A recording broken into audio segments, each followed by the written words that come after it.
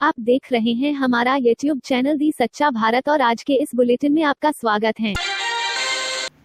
जिले में bird flu की दस्तक के बाद में प्रशासन काफी अलर्ट मोड पर नजर आ रहा है। पक्षियों का यह रोग लोगों तक न फैले, इसको लेकर पाली में वन विभाग की ओर से 8 कंट्रोल रूम स्थापित किए गए हैं। इन 8 कंट्रोल रूम में करीब 22 से ज्यादा कर्मचारी प्रत्येक समय अलग अलग क्षेत्रों में कौवों की मौत की निगरानी रखने वाले हैं। इधर जिला कलेक्टर अंशदीप द्वारा निर्देश जारी कर जिन जिन क्षेत्रों में कौवों की मौत हुई है वहां धारा 144 प्रभावी कर दी गई है। इसके तहत उद्यान, मंदिर एवं अन्य स्थान जहां पक्षियों की संख्या है वहां लोगों का प्रवेश पूरी तरह से बंद कर दिया गया है। वहां लोग प्रवेश ना कर सके, इसके लिए पुलिस महकमे को विशेष आदेश दिए गए हैं और सख्ती से इसकी पालना करवाने के लिए कहा गया है। वहीं पाली प्रशासन को अब भोपाल से आने वाली रिपोर्ट का इंतजार है। अगर भोपाल से रिपोर्ट बर्ड फ्लू की आती है तो प्रशासन की ओर से यहाँ पर और भी ज्यादा सख्ती की जाएगी ताकि पक्षियों का ये रोग लोगों के स्वास्थ्य तक ना फैले। दोस्तों, आज की ब्रेकिंग न्यूज, बड़ी खबरें, मुख्य समाचार और ताजा तरीन हेडलाइंस के साथ आज की लेटेस्ट न्यूज अपडेट्स में हम जानेंगे सरकार और किसानों के बीच फिर बेनतीजा रही बातचीत। 1 लाख करोड़ रुपए के मार्केट कैप के साथ बजाज ऑटो बनी दुनिया की सबसे वैल्यूएबल 2 व्हीलर कंपनी।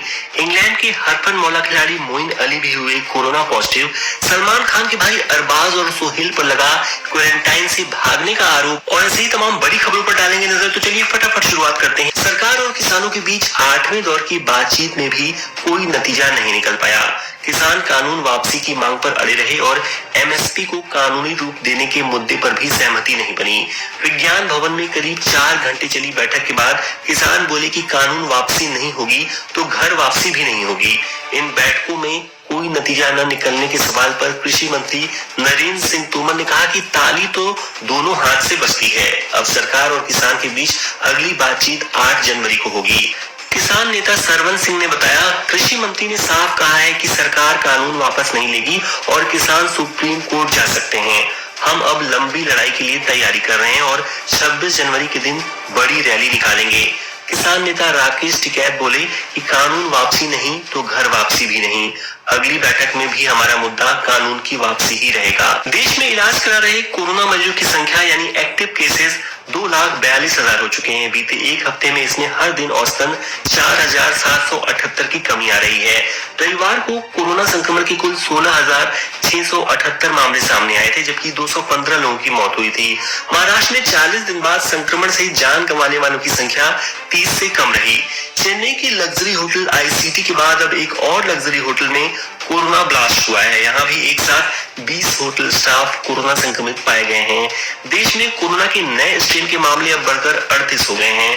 कोरोना काल में ऑनलाइन क्लास के लिए हरियाणा सरकार ने क्लास 8 से लेकर 12वीं तक के स्टूडेंट्स को मुफ्त में टैबलेट देने का फैसला लिया है।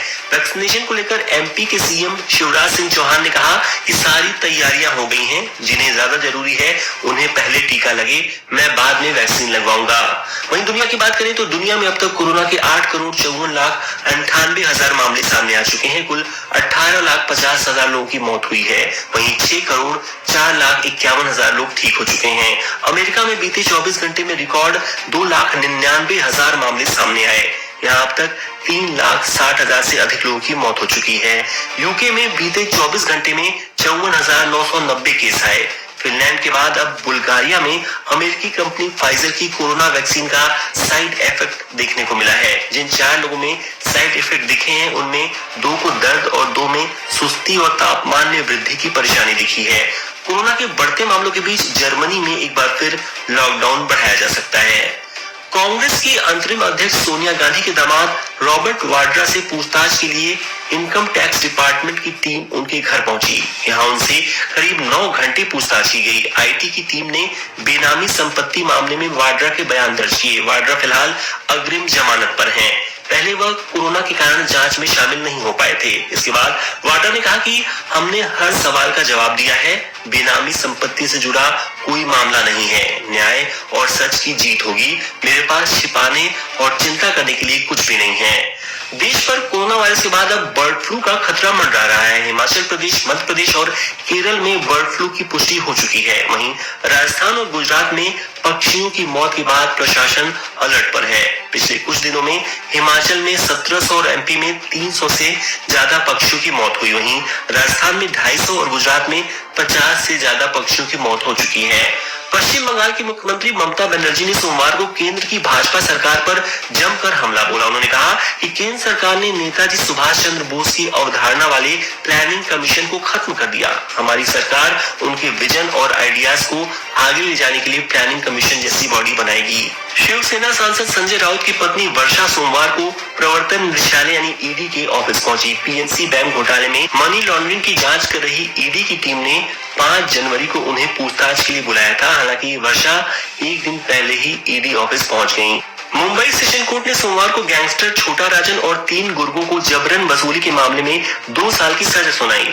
राजन पर 2015 में पनवेल के बिल्डर नंदू वाजेकर को धमकाकर 26 करोड़ की जबरन उगाही करने का आरोप था। सीसीटीवी फुटेज से साबित हुआ कि आरोपी बिल्डर के ऑफिस गए थे। साथ ही पुलिस को इनकी कॉल रिकॉर्डिंग भी मिली जिसमें छोटा राजन बिल्डर को धमकी दे रहा है। भारत और चीन जैसे देशों के उलट दक्षिण कोरिया घटती आबादी से चिंतित है। दक्षिण कोरिया के इतिहास में पहली बार देश की जनसंख्या इस साल घट गई।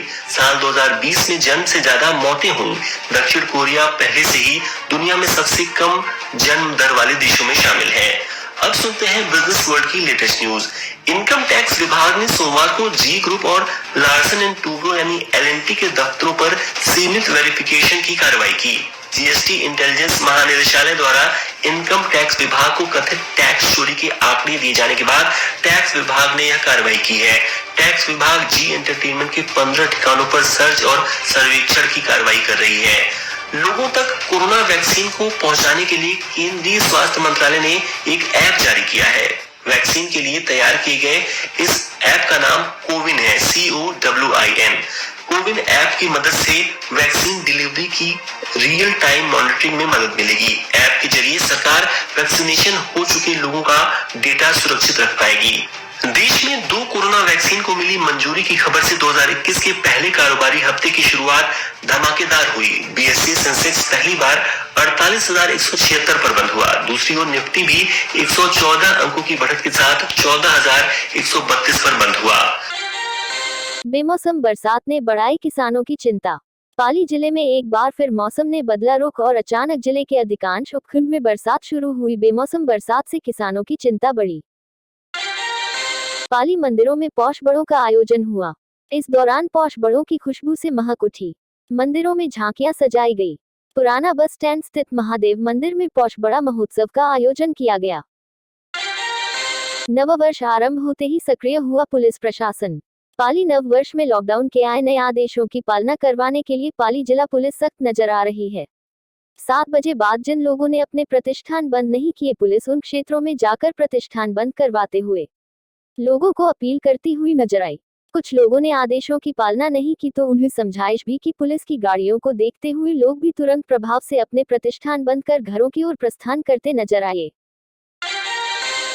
इस पाइपलाइन के निर्माण के दौरान 12 लाख मैन डेज का रोजगार जनरेट हुआ है।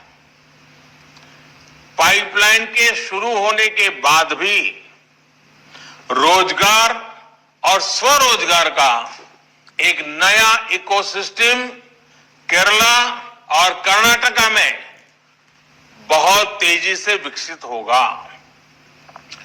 फर्टिलाइजर उद्योग हो, पेट्रोकेमिकल उद्योग हो, बिजली उद्योग हो, हर उद्योग इससे लाभ लेगा और रोजगार के अवसर बनेंगे। नारकोटिक्स ब्यूरो की संयुक्त टीम ने कार्रवाई करते हुए चित्तौड़गढ़ जिले के मंगलवार थाना क्षेत्र में आने वाले पदमपुरा गांव में फायरिंग के बीच 63 किलो डोडा चूरा पकड़ा है। जानकारी में सामने आया कि कोटा के अधीक्षक मुकेश खत्री को सूचना मिली थी कि मंगलवार थाना क्षेत्र के पदमपुरा में डोडा डोडा चूरा की तस्करी होनी है तथा मारवाड़ के तस्कर भी आए हुए हैं। इस सूचना के बाद कोटा एवं चित्तौड़गढ़ की संयुक्त टीम का गठन किया गया। इस टीम ने संयुक्त रूप से पदमपुरा गांव में दबिश दी। इस दौरान तस्करों की ओर से पथराव एवं फायरिंग हो गई। इसके जवाब में नारकोटिक्स की टीम ने भी 2 राउंड फायर किए। इसमें एक व्यक्ति को गोली लगी है जो कार में बैठा हुआ था। पुलिस ने मौके से एक कार से 63 किलो डोडा चूरा बरामद किया है। वहीं मौके से एक कार में 2 तस्कर भागने में सफल रहे हैं। ऐसे में नारकोटिक्स विभाग की ओर से एनडीपीएस एक्ट के तहत प्रकरण दर्ज किया गया है। वहीं फायरिंग एवं पथराव की घटना को लेकर जिले के मंगलवार थाने में प्रकरण दर्ज कराया गया है। जिले के मुंडवा थाना इलाके के पुजारी परिवार के युवक की हत्या से इलाके में सनसनी फैल गई। हत्या की सूचना मिलने पर मुंडवा थाना अधिकारी नागौर के अतिरिक्त पुलिस अधीक्षक वार्ताधिकारी मुंडवा के साथ नागौर एसपी भी घटनास्थल पर पहुंचे। एसपी श्वेता धनखड़ ने नागौर से एफएसएल टीम और एमओबी टीम को बुलाकर घटनास्थल का फोटोग्राफी और एफएसएल जांच कराई। मुंडवा के लाखों लाख तालाब के पुजारी सुरेश मंदिर परिसर में निवास करता था और देर रात्रि धारदार हथियारों से युवक सुरेश की हत्या कर दी।